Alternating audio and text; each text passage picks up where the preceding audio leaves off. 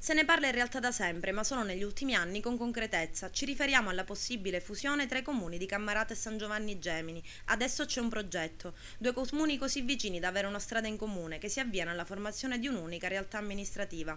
Concordi i rispettivi sindaci Vito Diego Mangiapane di Cammarata e Valerio Viola di San Giovanni Gemini, favorevoli alla formazione del più grande comune non soltanto del comprensorio montano, ma anche di un vastissimo territorio.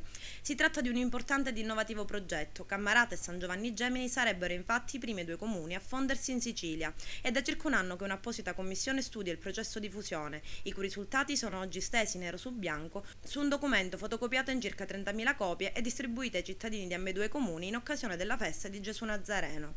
Ed in merito al progetto è intervenuto Francesco Bruno, riconosciuto esperto di economia finanziaria dei comuni e presidente dell'Associazione Nazionale dei Ragionieri Dipendenti degli Enti Locali, il quale ha messo in evidenza i vantaggi finanziari della fusione, il risparmio anche a motivo della diminuzione dei cosiddetti costi della politica e della razionalizzazione dei servizi, le maggiori risorse e le premialità che giungerebbero per effetto della fusione.